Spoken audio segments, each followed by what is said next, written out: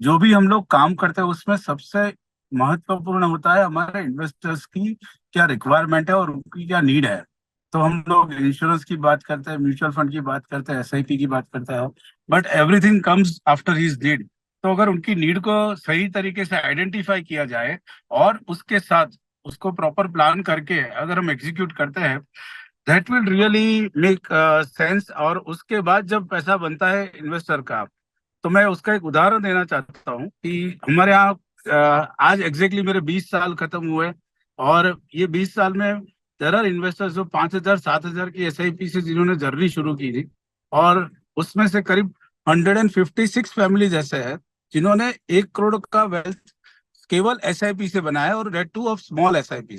और हम लोगों ने उनके वहां जाके केक कटिंग किया है और फैमिली मेंबर्स को बताया है। So that gives them a proud, और दे रियली अप्रिशिएट और आशीर्वाद देते हैं कि छोटी अमाउंट से भी हम लोगों ने 1 करोड़ के अमाउंट को क्रॉस किया है। So that is something where financial planning helps. और वो गोल के ऊपर टिके रहना और उनके साथ खड़े रहना, that is most important role of an advisor. और हम डिस्ट्रीब्यूटर का रोल अभी है। So this is what I would like to share from my side. मेरा आइडिया ये है कि सभी को अपने काम के लिए एक पावर टीम बनानी चाहिए। और जहां तक पावर टीम की बात है, पावर टीम जो है वो एक इंजन का काम करती है। जिस तरह से गाड़ी को चलाने के लिए, ट्रेन को चलाने के लिए इंजन की जरूरत पड़ती है, उसी तरह से हमारे काम को चलाने के लिए हमें पावर टीम की जरूरत पड़ती है। पावर टीम होती क्या है और करती क्या है हमारे लिए? पहली बात तो यह है कि पावर टीम में कौन कौन से लोग होने चाहिए। हमारे क्लाइंट पावर टीम के मेंबर हो सकते हैं, हमारा स्टाफ हो सकता है, हमारी फैमिली हो सकती है। और ये पावर टीम हमारे लिए क्या करेगी? पावर टीम हमारे लिए आइडियाज क्रिएट करेगी, पावर टीम हमारे लिए रेफरेंस क्रिएट करेगी। और जहां तक इस पावर टीम का मैं अगर बात करूं, तो पावर टीम की तरफ से आई हुए जो रेफरल है, उनकी कन्वर्ट होने की जो गुंजाइश है वो बहुत ज्यादा बढ़ जाती है। जहां तक पावर टीम के बारे में अगर मैं कुछ कहना चाहूं, तो power team is a just like hot potato. अगर हम पावर टीम बनाते हैं, और ये मेरा पर्सनल एक्सपीरियंस है कि पावर टीम अगर हम सिस्टमेटिक तरीके से चलाते हैं, तो इस पावर टीम से हमें जो बिजनेस आता है वो पूरे साल में लगभग लगभग 65% बिजनेस जो आप टारगेट अचीव करते हो, उस काम को करने के लिए पावर टीम आपकी सपोर्ट करती है। तो मैं सभी से गुजारिश करूंगा कि अपने अपने दायरे में रहते हुए जितना पॉसिबल हो सकता है, उनको अपने काम में सपोर्ट के लिए पावर टीम बनानी चाहिए। Setting right expectations for our clients. Okay. पिछले 3-4 साल से हम देख रहे हैं कि काफ़ी इन्वेस्टर्स जिन्होंने म्यूचुअल फंड्स या स्टॉक मार्केट में पैसा डाला है, उनका वन वे रिटर्न्स रहे हैं, और प्लस 15, 20, 25% से ऊपर ज़्यादा रिटर्न्स रहे हैं। तो क्लाइंट्स को ये लगता है कि ये गारंटीड हैं, ये फॉर एवर हैं और ये चलता रहेगा सिलसिला। क्योंकि बहुत सारे इन्वेस्टर्स जो नए आए हैं 2020 के बाद, उन्होंने साइकिल्स देखी नहीं है। और मार्केट्स में जो सबसे मैटर इंपॉर्टेंट करता है वो है cycles, good cycle, bad cycle. तो हम जो क्लाइंट्स को एक्सपेक्टेशंस रखते हैं डे वन में, जब नए क्लाइंट कोई आते हैं, तो वो बहुत बड़ा एक फैक्टर बन जाता है लाइफ लॉन्ग रिलेशनशिप के लिए। तो the gap between the expectations and reality is the happiness और अनहैप्पीनेस जोन। अगर क्लाइंट का एक्सपेक्टेशन 20% है और आपने उसको 17% भी रिटर्न दिया, तो ही विल बी अनहैप्पी। और क्लाइंट्स को आपने लगभग 12% के आसपास का एक रियलिस्टिक टारगेट दिया और 5 साल में उसको 14-15% रिटर्न आ जाते हैं, he will be very happy because उसके दिमाग में 12% था। तो एज एन एडवाइजर्स हमारा जॉब बनता है कि हम उसके लिए क्या राइट एक्सपेक्टेशंस रखें।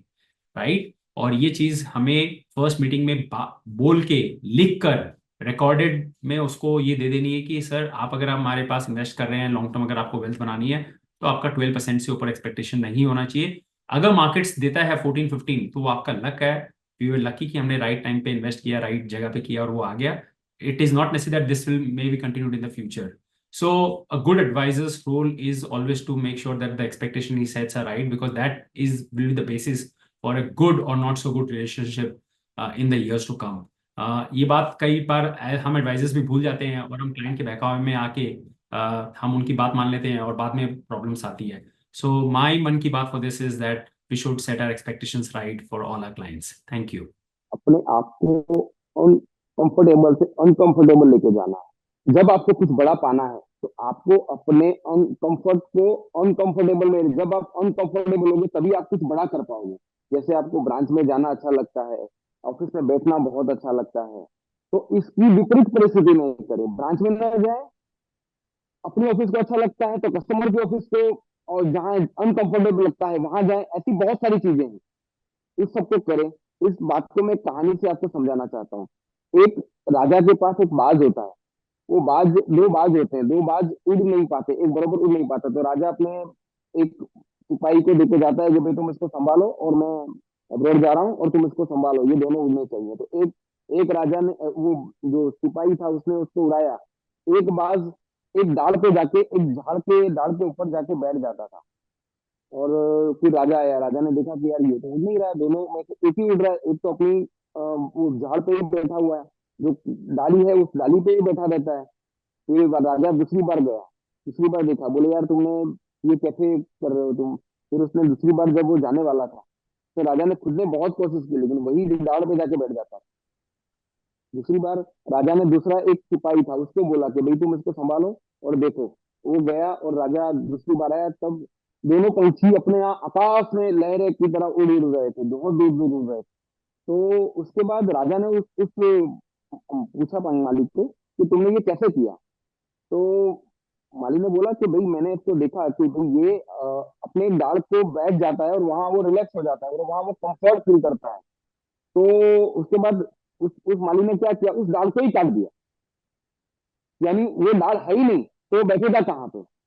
तो उसके बाद उसके पास मौका ही नहीं था, तो वो उड़ रहा था। और उसको ये सुन के मैं आपको इससे एक एग्जांपल देना चाहता हूँ कि अपने जो कंफर्ट है, जहाँ पे आपको अच्छा लगता है वहां ना बैठ के अनकंफर्टेबल जगह पे जाओ। आपको अच्छा बिजनेस मिलेगा, एमडीआरटी होंगे, सीओटी होंगे, टीओटी होंगे, डबल टीओटी होंगे। आप अपना कंफर्ट छोड़ोगे तो। आजकल आपको मालूम है सेबी की तरफ से केवाईसी की रिक्वायरमेंट है, जिसमें हर एक इन्वेस्टर को अपना केवाईसी दोबारा से करना है। लेकिन सवाल ये नहीं है कि जब रेगुलेटर हमें कहता है तो हमें केवाईसी करना है। सवाल ये है कि व्हाट इज केवाईसी।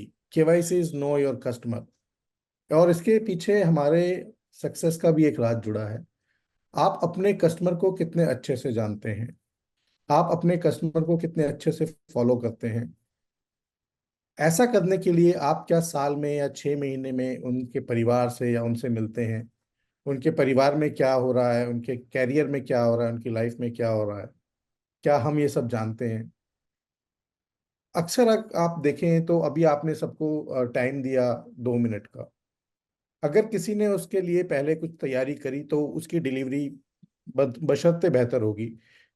जिसने नहीं की वो या तो पहले टाइम आउट हो जाएगा या फिर वो एक्सटेंड करेगा। तो इसी तरीके से जब हमें कस्टमर को मिलना है तो हमें भी उसके लिए तैयारी करके जाना होगा।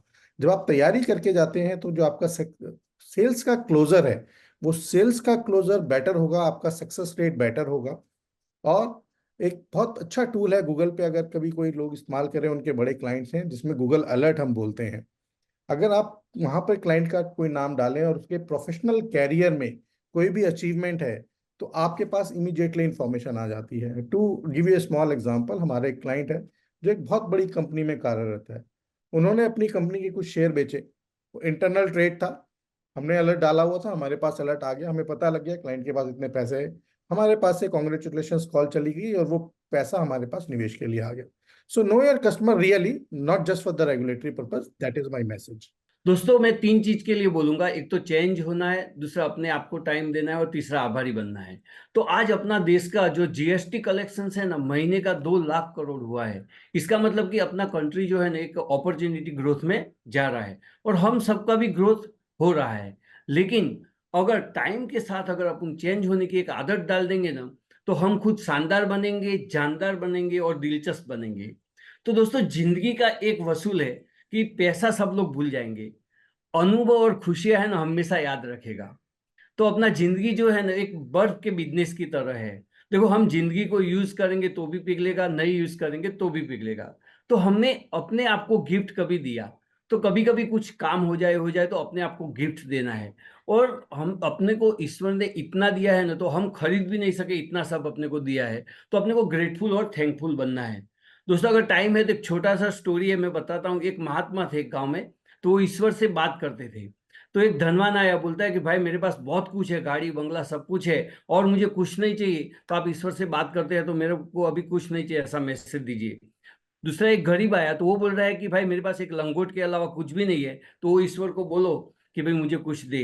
एक दिन के बाद पता चला कि ईश्वर से बात तो हो गई, वो आए परमात्मा से मिलने के लिए। भाई मैंने तेरी बात कर दी, तो तू जो शुक्रिया अदा करता है ना रोज, वो शुक्रिया अदा करना बंद हो जाएगा, तेरे पास सब कुछ बंद हो जाए। इतने में गरीब आदमी आ गया, बोलता है भाई आपने बात की? बोलता है हाँ बात की। बोलता है तू शुक्रिया अदा करना चालू कर। बोलता है मेरा जन्म हुआ ना, तो आज तक वो ईश्वर ने मुझे लंगोट के अलावा कुछ भी नहीं दिया। तो महात्मा ने क्या बोला मालूम है? बोलता है ये लंगोट भी उसकी कृपा से अटका हुआ है, नहीं तो एक पवन का जोर से झोंका आएगा ना, तो ये भी उड़ जाएगा। तो दोस्तों हमें अपने को आभारी बनना है। अगर हम आभारी नहीं बनते हैं तो भारी बन जाते हैं, और भारी चीज है ना हमेशा नीचे आ जाती है। बहुत सारे लोग हमारे इंश्योरेंस एडवाइजर डरे हुए हैं कि भाई हमारा इंश्योरेंस का बिजनेस चलेगा कि नहीं चलेगा। तो मैंने उनको बताया था कि इंश्योरेंस का बिजनेस 100% चलेगा। आप बिल्कुल किंतु परंतु मत रहिए, 100% चलेगा। बस जो तरीके, जो स्टेप है, वो स्टेप को आप फॉलोअप करिए, और जो मार्जिन इंश्योरेंस के बिजनेस में मिलेगा, जो प्रॉफिट आपको इंश्योरेंस के बिजनेस में मिलेगा, वो एक जबरदस्त मिलेगा।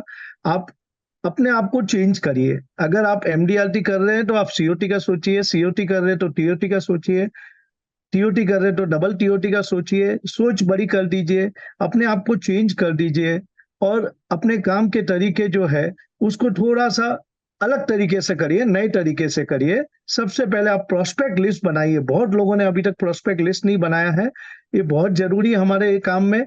आप प्रोस्पेक्ट लिस्ट बनाइए, प्रोस्पेक्ट लिस्ट बना के अपना काम शुरू करिए। और एक जरूर आप सोचिए कि ये मुझे सीओटी टीओटी जो भी आप टारगेट बना रहे हैं, एमडीआरटी नहीं किया तो उसको जरूर करिए।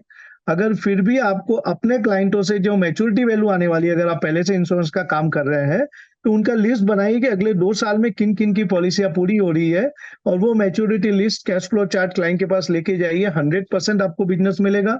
और अगर आपके पास पुराने क्लाइंट बहुत ज्यादा नहीं है, तो एलआईसी में बहुत सारा पैसा पड़ा है जो क्लाइंट को देना है, मैच्योरिटी लेने नहीं आ रहे, आप उनसे संपर्क कीजिए। 100% आपको सफलता मिलेगी। तो मैंने एक चीज सीखी कि मैं कस्टमर को ज्यादा हाई सेंट्रिक रखूंगा, और इंश्योरेंस कंपनी पार्टनर और जो एनवायरनमेंट है उसको जितना हो सके उतना, जो चीज कंट्रोल में हो सकती है उस पर फोकस करूंगा।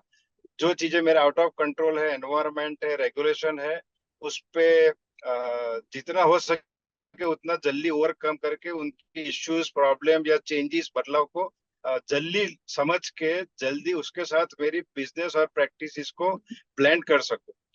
और शुरू किया था तब मैंने सिर्फ जनरल इंश्योरेंस से शुरू किया था।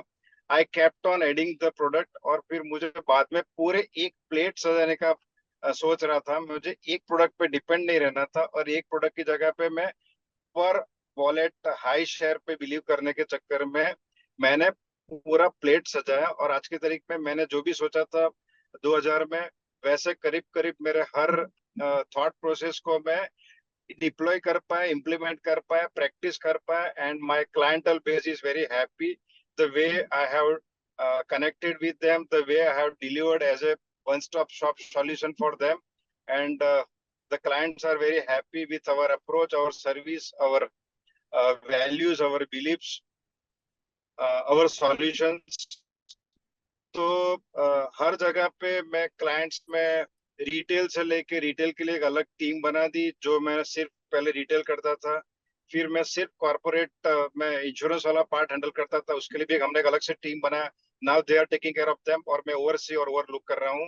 बाद में मैंने म्यूचुअल फंड की प्रैक्टिस शुरू की, जो आज की तारीख में कम से कम हम लोग 950 करोड़ एसेट्स को हैंडल कर रहे हैं, और उसके लिए भी एक रिटेल टीम अलग से है। मेरे पास अल्टरनेटिव टीम है जो अल्टरनेटिव डेस्क संभालते हैं। We have an equity broking team जो इक्विटी ब्रोकिंग को या इक्विटी समझाने का काम करते हैं, शुरू में 5, 10, 15 लाख तक का एसेट बेस के लिए।